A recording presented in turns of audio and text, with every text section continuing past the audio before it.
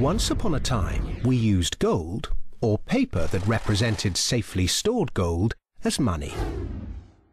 It worked well for thousands of years, partly because gold is independent, and partly because it keeps its purchasing power.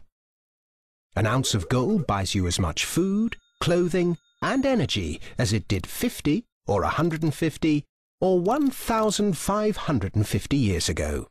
Compare that to modern money, which seems to buy you less and less each year. 100 years ago, when the Federal Reserve Bank was formed, $1 would buy you this much oil. 50 years ago, it bought you this much. Now, it buys you this much.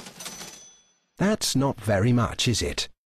In fact, in the 100 years since the Federal Reserve Bank was formed to protect the currency, the purchasing power of the dollar has fallen by this much. Why did governments stop using gold? In 1914, the British and German governments were committed to various spending programs and World War I, a war that probably needn't have happened, and neither had the money or gold to pay for it. So they took their countries off the gold standard and, free of its restraints, printed the money they needed. In 1971, the American government was committed to various spending programs and Vietnam, a war that probably needn't have happened. And it didn't have the money or gold to pay for it, so it took America off the gold standard and, free of its restraints, printed the money it needed. Sound familiar? If governments didn't have the power to run up deficits, these wars could never have happened. There wasn't the gold to pay for them.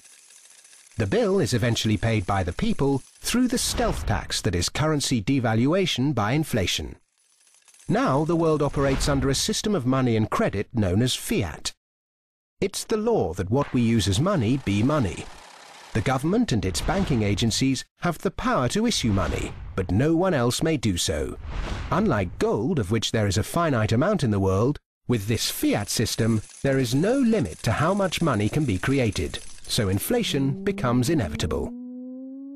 Look at the mess the UK and Germany got the world into after leaving the gold standard in 1914.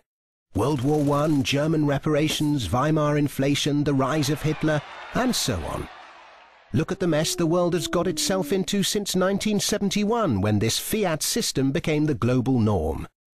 An endless sea of wars, debt, poverty, social inequality, economic bubbles, rampant consumerism, and environmental rape. None of which could ever have happened to anything like the same extent, with that little bit of discipline and restraint imposed by gold. The ability to issue money is too much power for governments, banks, anybody, however well-intentioned. The best way to stop the abuse of power is to spread it as thinly and widely as possible. That's why we need to get back to a sound system of money. Unlike any bank, any corporation, any government, or any body, gold really is independent.